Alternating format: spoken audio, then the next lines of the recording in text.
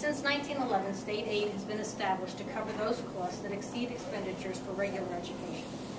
Initially, this aid covered half the costs. Federal aid was initially based on a per-pupil reimbursement.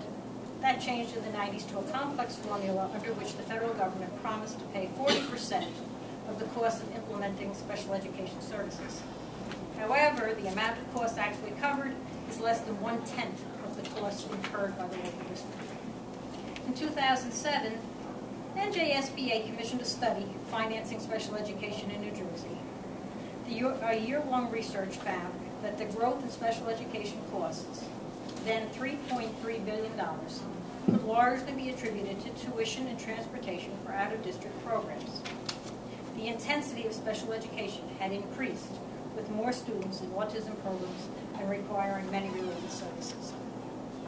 For local school districts, that's a critical trend, because 57% of special education costs are borne by local property taxpayers, according to the 2007 study. The remainder comes from state and federal aid. As a result of the continuing pressure that special education places on local district budgets, in January of 2013, NJSBA embarked on a new study of special education. Chaired by Dr. Gerald Vernonica, former Department of Education Assistant Commissioner and former Executive County Superintendent, the NJSBA Special Education Task Force is charged with reviewing the state's current process for funding special education, studying other state systems of providing special education, exploring alternative funding methods, and identifying cost-efficient strategies to fund and deliver special education services. It is hoped that when this task force issues its report later this year, it will be able to identify ways in which local districts can employ more efficient strategies using existing special education dollars that will lead to greater achievement of the students in our special education programs.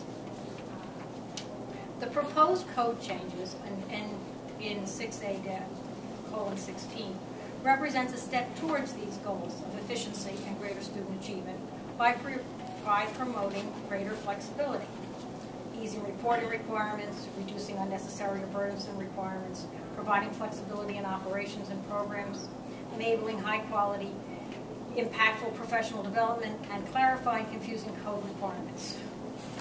NJSBA is supportive of many of these proposed changes. However, there are two areas of concern that we feel should be examined. The proposed change 2.6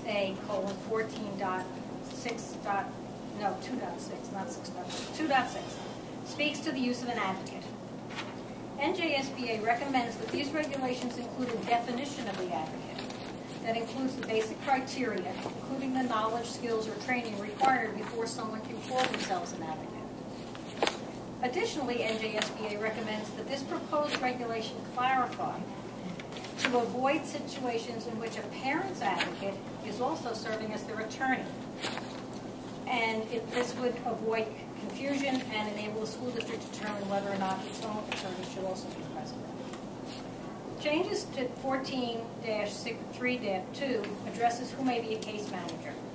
NJSBA thanks the department for providing flexibility by expanding the class of people who could be considered case managers. However, we are concerned that when the case manager is someone outside of the child study team, he or she should only be designated with the consent of the parent.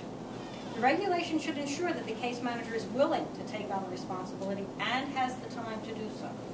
It would defeat the proposal's goal of flexibility if the case manager did not want the responsibility, or if his or her assignment cost the district more because of the employment contract required additional pay for additional duties.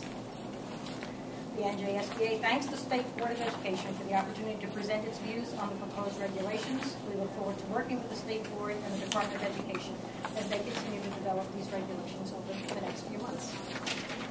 Thank you.